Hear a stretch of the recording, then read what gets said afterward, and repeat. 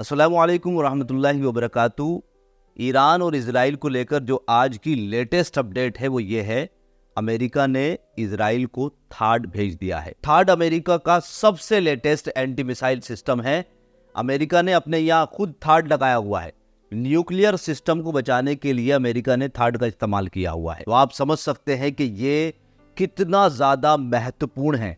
Japan, south Korea, इस तरह के देशों को भी अमेरिका ने थाड प्रोवाइड किया हुआ है। अब अमेरिका ने इजराइल को थाड पहुंचाया और उसके साथ साथ एक्सपर्ट की पूरी टीम भेजी है उसको चलाने के लिए भी। एक तरफ तो अमेरिका के पॉलिटिशियन कह रहे हैं ईरान से कि कोई हमला नहीं होगा किसी भी तरह का, हम नेतन्याहू और इजराइल को शांत कर रहे हैं, उधर से कोई अटैक नहीं होगा, और दूसरी तरफ थाड को भेज रहे हैं। तो एक तरह से दोहरी पॉलिसी है। और वैसे भी पूरी दुनिया के एक्सपर्ट का मानना यही है कि इजराइल बिना हमला करे मानेगा नहीं, किसी भी कीमत पे नहीं मानेगा। हाँ, कल की अपडेट ये निकल कर आ रही थी कि अमेरिका ने बड़ी कोशिश करी ईरान को मनाने की, नेतन्याहू को मनाने की, और ईरान से ये कहा कि देखो जी, आपने ऐसा जबरदस्त हमला किया जिससे इजराइल की इमेज जो है वो मिट्टी में मिल गई। अब वो किसी तरीके से अपनी नाक बचाने का काम कर रहे हैं, तो उसके लिए एक डील फाइनल कर लेते हैं कि सांप भी मर जाए और लाठी भी ना टूटे।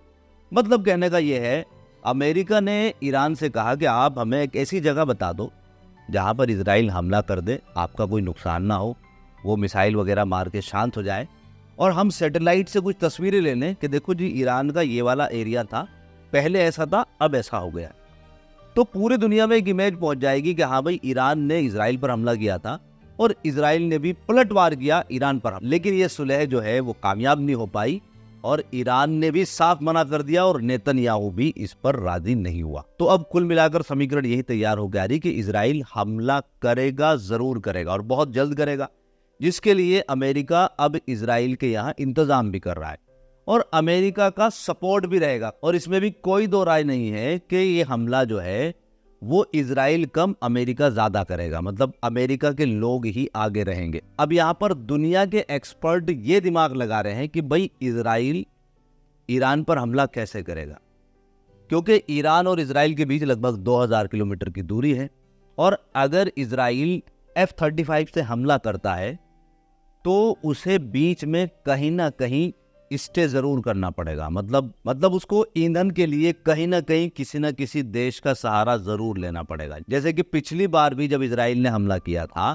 तो उसमें भी लोगों का इंडिकेशन यही था कि कतर ने इजराइल की मदद की थी, और इस बार भी कतर और सऊदी अरब पर लोगों की निगाहें हैं। अब यहाँ पर कुछ एक्सपर्ट का यह भी मानना है कि इजराइल तो ये हमला नहीं करेगा, क्योंकि इजराइल कह रहा है कि भाई, ऐसे हमले से तो ना हमला करना ही बेहतर है, मैं करूंगा तो तकड़ा हमला करूंगा।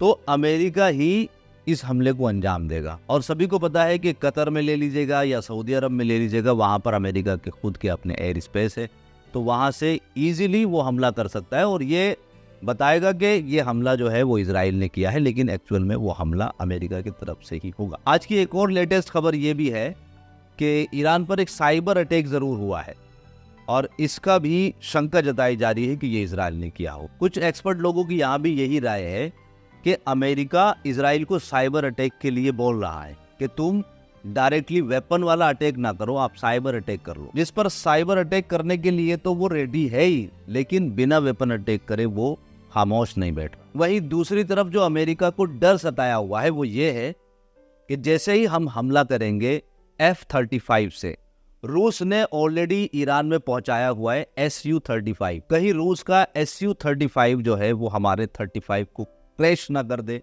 बीट ना कर दे। और अगर ऐसा हो गया तो पूरी दुनिया में हमारी इमेज खत्म हो जाएगी, और जिस कंट्री को भी हम F-35 बेच रहे हैं वो हमसे क्यों लेगा, वो फिर तो Su-35 लेकर रूस से डील करेगा। वहीं अब एक और बहुत बड़ा चैलेंज है कि थाड जो latest anti missile technology America ने इजराइल पर भेजी है, अगर यहाँ पर ईरान इस टेक्नोलॉजी को बीट कर देता है तो भी एक बहुत बड़ी हार होगी अमेरिका की, और अमेरिका की जो वेपन्स का जो अभी दबदबा है वो भी हल्का हो जाएगा। फिर ईरान की मिसाइलों की जो इमेज है वो आसमान छू जाएगी। नॉर्थ कोरिया और चाइना जो है ये समझ लो नोटों की बारिश कर देगा, बारिश, क्योंकि ये थार सिस्टम ही साउथ कोरिया में लगाया हुआ है अमेरिका ने, और अगर ईरान की मिसाइल उसे बीट कर जाती है तो फिर नॉर्थ कोरिया जो है वो ईरान से मिसाइलें खरीदेगा और फिर इस थाड को क्रैश कर देगा। तो यहाँ पर अब एक तस्वीर ये निकल कर आ जाती है कि अगर इजराइल हमला करता है, मतलब अमेरिका हमला करता है, और अगर अमेरिका के वेपन्स को ईरान और रूस के वेपन बीट कर जाते हैं, उन पर हावी हो जाते हैं, तो फिर रूस की भी बल्ले बल्ले हैं और ईरान की भी बल्ले बल्ले। खबरें तो और भी हैं। लेबनान में इजराइल की सेना लगातार अंदर घुस रही है और वो जश्न मना रही है, लेकिन वो एक ट्रैप में फंस रही है। और जितने भी ऑपरेशन अभी तक लेबनान में हो रहे हैं, साधारण लोगों को इजरायली सेना मार रही है, लेकिन इजरायली सेना जो है वहां से जलील हो रही है। लेबनान की फोर्स और हिजबुल्लाह के लड़ाके एक ट्रैप बनाकर इजरायली सैनिकों को मार रहे हैं और उसके बाद लाशें जो हैं वो हेलीकॉप्टर के जरिए इजराइल वापस लेकर आ रहा है। वहीं दूसरी तरफ इस सारी झुंझलाहट को जहां पर इजराइल असफल हो रहा है, वो सीरिया और गाजा पर निकाल रहा है। गाजा पर हमला कर रहा है, सीरिया पर हमला कर रहा है और आम लोगों को निशाना बना रहा है। तो ये थी कुछ आज की लेटेस्ट खबरें। इसी तरह की खबरें देखने के लिए चैनल को सब्सक्राइब और वीडियो को लाइक और शेयर जरूर कर दें।